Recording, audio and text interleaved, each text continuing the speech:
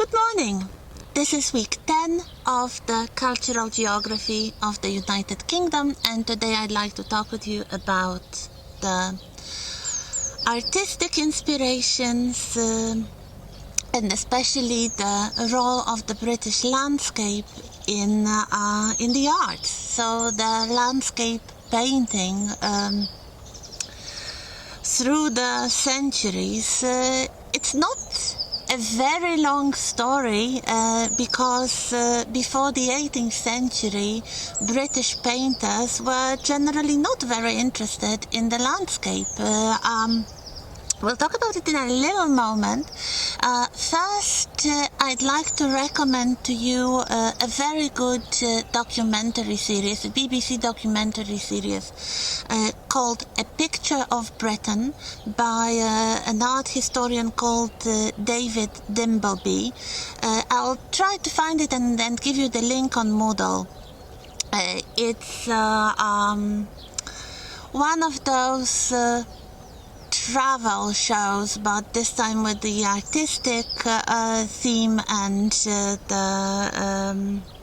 the host travels in Britain to the places that were inspirational for artists. So if you want more, if you want to see the actual places, not the paintings, because now I'm going to show you just a couple of paintings, A Picture of Britain, this is the title. Also, as some of you may know, there is a separate course in the Institute. I teach another course devoted to the history of British art, and if you'd like to know more about landscape painting, this could be a good idea to perhaps have a sneak peek in another playlist, or perhaps if you're interested to enroll and do the entire course next year.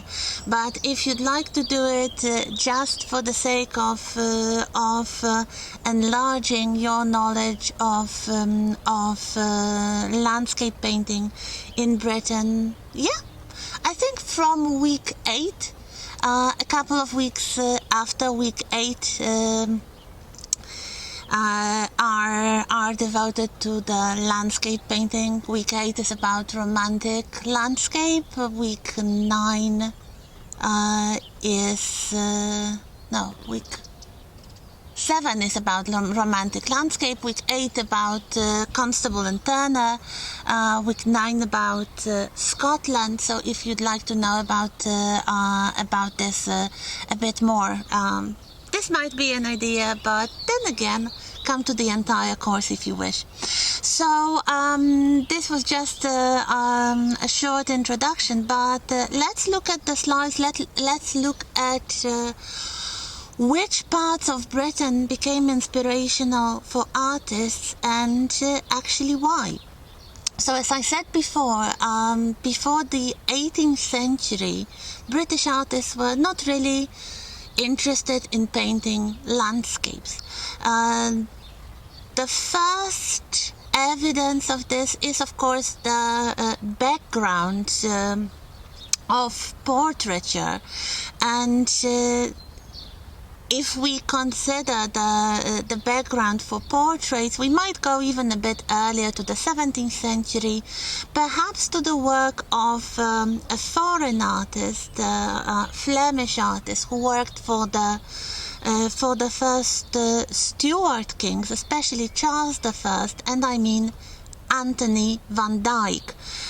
He came to Britain, he worked in Britain, he specialized in portraits of aristocratic sitters, but evidently we know from his studies he did at least some studies of the English landscape, and he later used the elements of landscape painting as background for the aristocratic sitters. So here you have an example of such a study, and one of the portraits here of a young aristocrat with the background featuring what could be identified as an English landscape with the trees and this kind of forest. This continues in the 18th century. If you know anything about British painting, you know in the 18th century the art of portraiture was very developed, and this time it was the English painters such as Thomas Gainsborough or Joshua Reynolds. And of course, they needed some background for the sitters, and here we have a classic example by Thomas Gainsborough called Mr. and Mrs. Andrews from the middle of the 18th century. So we have a young married couple seated in what we know was their estate. So they are outside, and at least half of the painting features a very beautiful English landscape. Some of the art historians and critics say that if you cut off the part with the humans, you would still be left with a very good painting showing the field and the pasture and the hills and the sky.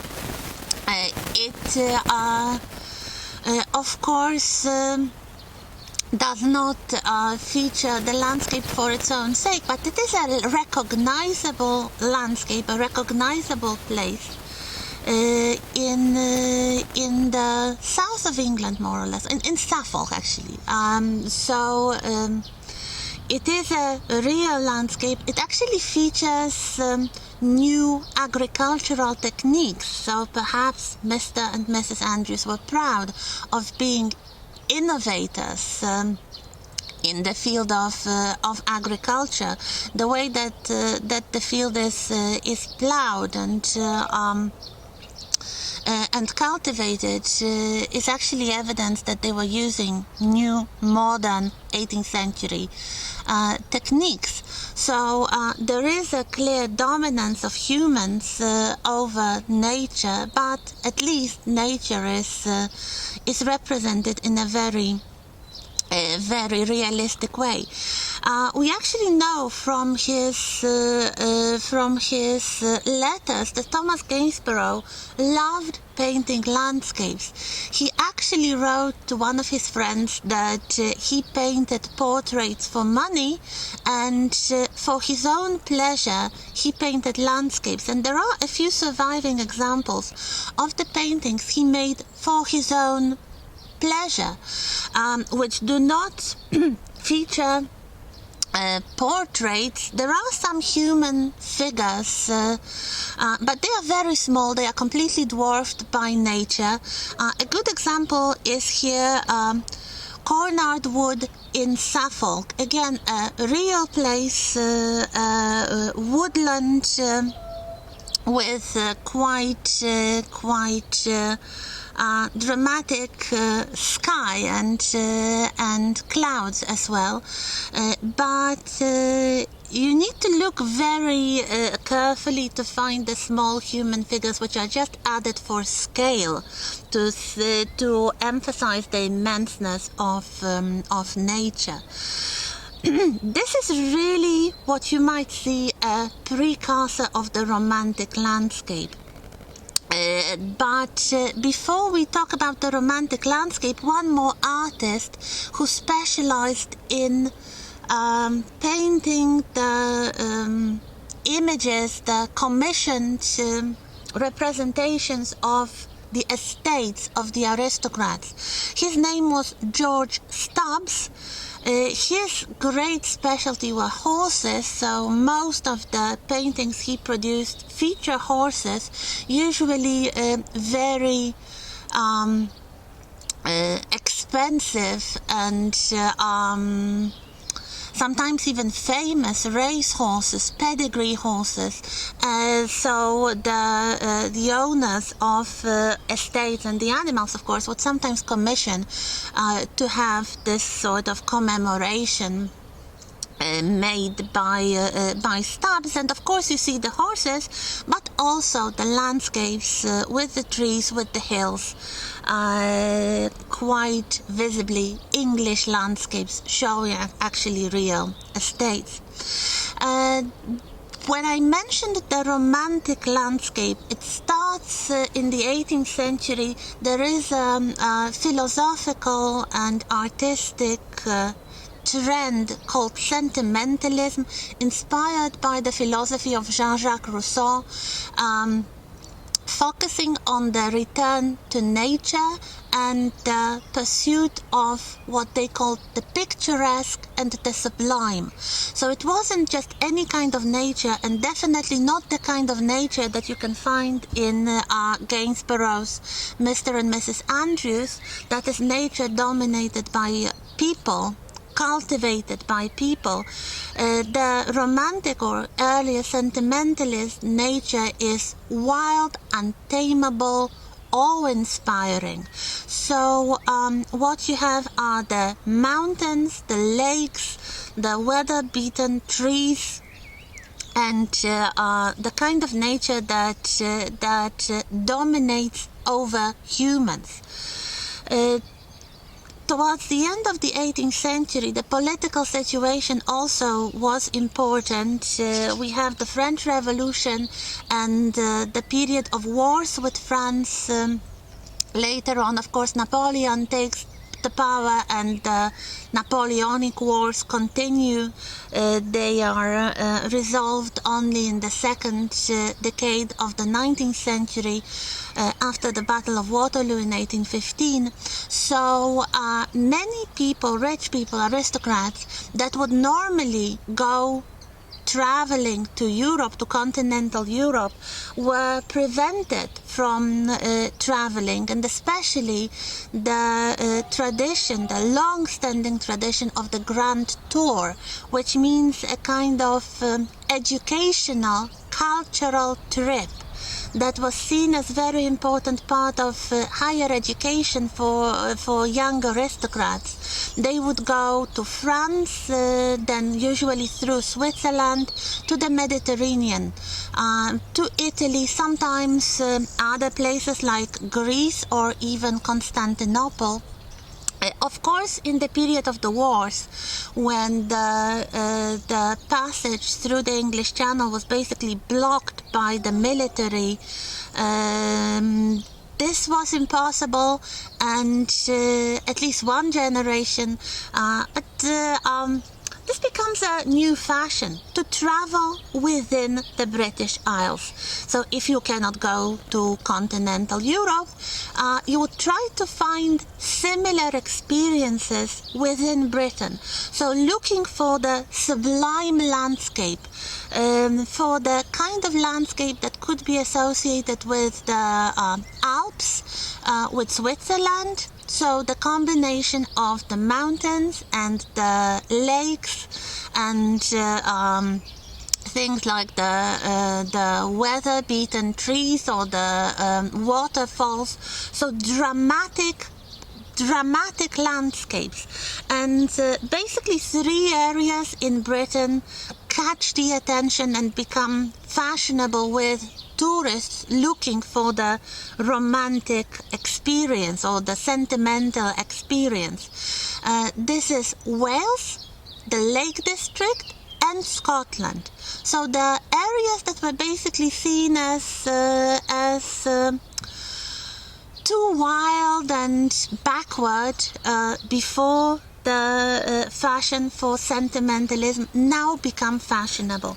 And of course, this is long before the invention of photography. So if you wanted to have a souvenir of your visit, there were 2 possibilities. Either you buy an artistic rendition by some professional painter, or you paint the view yourself. So of course we start having painters who specialize in the landscape of those fashionable newly discovered picturesque and sublime landscapes. The first artist I'd like to show you is Richard Wilson. a Welsh artist, and here we have some examples of his works featuring the views of Wales. So the Mount Snowdon, seen from one of the lakes. You can see the human figures and the tree in the foreground, but of course they are not important. You cannot really recognize these people. They are just added for scale to emphasize the power of nature. Another place is quite a popular and very unusual mountain lake called Cadair Idris, which is a volcanic crater in the mountains of Wales. As you can see, it's quite high in the mountains. There are no trees, perhaps some low vegetation, and quite dramatic rocks. If you look very close, there is a shepherd visible, but again only added for scale because the main focus is this dramatic landscape.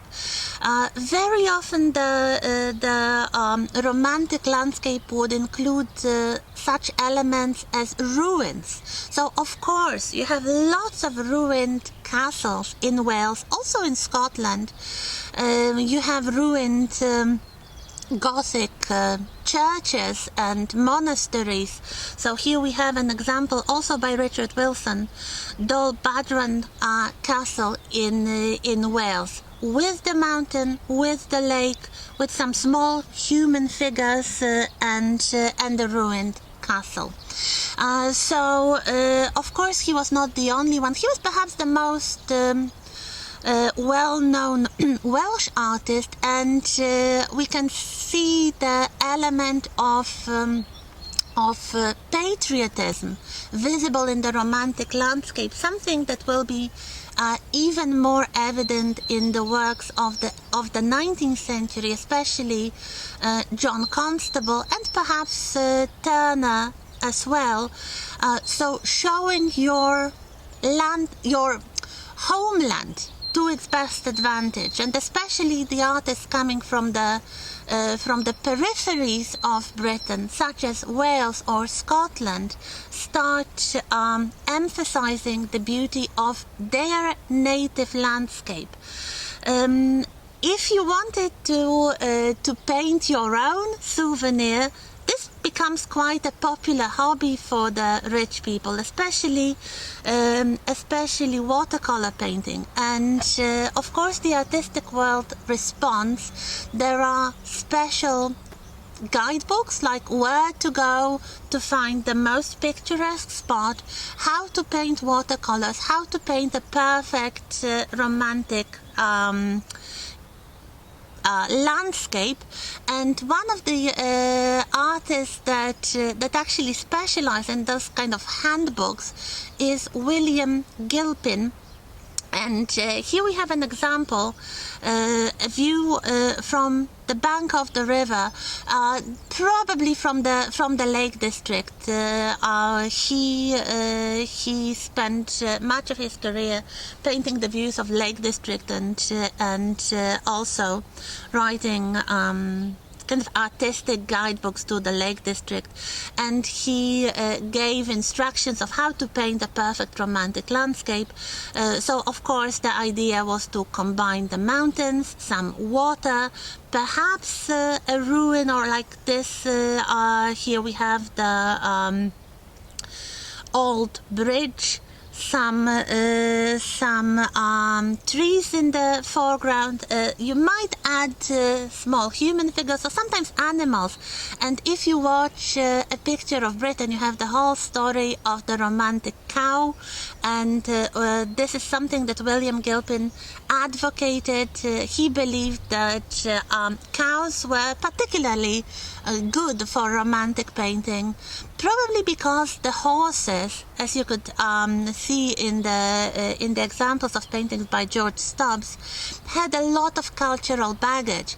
They were connected with the aristocracy, with chivalry, with the battleistic scenes. The cows were less obvious, and the shape of the cow was a bit more angular. So especially in the second half of the 18th century, during the sentimentalist period, you have quite a lot of those romantic cows in the foreground of paintings, of landscape paintings. So you'll see some examples in a little moment. It is deliberate. It is quite deliberate. Some more artists, a very interesting artist, and I strongly suggest that you Google these names and see more examples of their work. I just give you a few works in each case, and there are of course many more examples. A very interesting artist who unfortunately died very young was Thomas Gurtin. He was a colleague, something of a rival, a little to Joseph Mallord William Turner, and later in life, when Turner became a very well respected and established artist, he said that if Thomas Gurtin hadn't died so young, he would have been a much better artist than Turner himself. We do not know, but there are some places that both these artists painted, and you can make your own judgment. Gurtin traveled quite a lot within Britain, especially to the north. So here we have an example of Lindisfarne Castle and the Holy Island in Northumberland, in the north of England. So once again, a mountain with the castle on top and the sea. And if you look close, there are some tiny human figures in the foreground actually making a fire, so there is some smoke visible as well, but it's just to show the majesty of the natural scene. Another example is Jedburgh Abbey, seen from the river, so the south of Scotland, where there are quite a lot of very picturesque ruined Gothic abbeys like this one. This is classical romantic landscape. It's not the only way to paint a romantic landscape. Sometimes other techniques were used, like using unusual lighting conditions, so nighttime scenes become quite popular. Also the weather conditions, especially dramatic weather, stormy clouds, strong wind, rain, snow, rare weather conditions like rainbows that are very fashionable in this period. What we have are also images of the sea, something that Turner will really perfect, but the inspiration taken from the sea, so not really landscapes but seascapes. Of course, Britain is an island, so the sea is a very important part of geography and of culture. Also, especially in the time of the wars, this pointed to the maritime greatness of Britain and the naval power of Britain, of course. So this is a very patriotic thing to do, but also it shows the power of nature and the smallness and insignificance of humans. There are some groups of artists, and another one I'd like to show to you are the Norfolk group of artists, and here we have two examples. One such artist is John Crome, and here we have a very interesting painting called Moonrise on the Yar, the River Yar in Norfolk. So they were painting the places they knew, and if you remember anything about Norfolk, it's not mountainous. It's a rather flat area with a lot of marshland, and if you look at this painting, the nighttime scene, Moonrise on the Yar, you see the windmills, and it almost looks Dutch. It is quite understandable, because the technology of the windmills was used in a similar capacity as in the Netherlands to actually to help the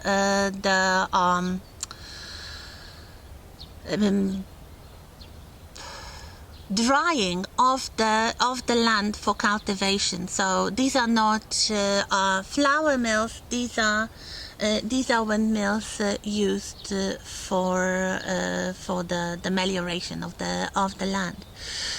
Another artist from the Norfolk group is John Sell Cotman, and here we have a seascape, storm on Yarmouth Beach, also in Norfolk, and we have the image of the beach with very dramatic stormy clouds, and a small group of people trying to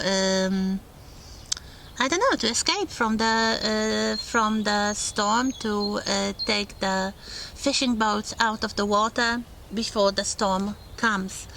Cotman actually traveled also in Britain, and here we have a classical romantic landscape, actually showing a ruined abbey in Yorkshire. The ruins of Rievaulx Abbey in Yorkshire. We have the nighttime scene, we have the Gothic ruin, and we have this very, very prominent romantic cow. So that's your romantic landscape.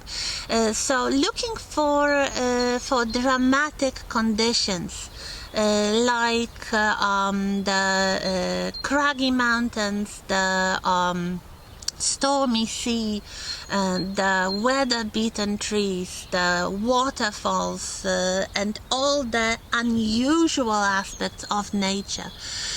We have some more examples. For example, Samuel Palmer. Here we have a view of a waterfall in Wales. If you want more, he was a very prolific painter, and he painted a lot of different places, not only this romantic landscape in Wales. Google his name and see what you can find. Two more examples.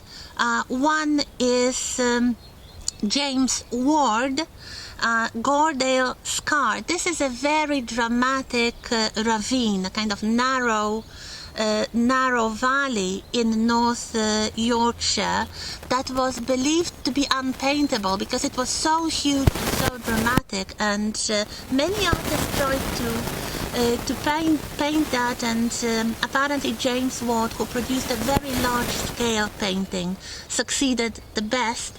You can see the craggy mountains, the waterfall in the distance, and the group of cows in the foreground, added for scale, including this very powerful-looking white bull. So that's a very classical romantic painting. And the last example here by Thomas Creswick from the middle of the 19th century, a view of Windsor Castle, also from the river. So we have a very classical image of the historical castle in the background, and the modern commercial bustling life in the foreground. Here we have the River Thames with some boats and the vegetation. So that's your romantic landscape, and we continue in a moment.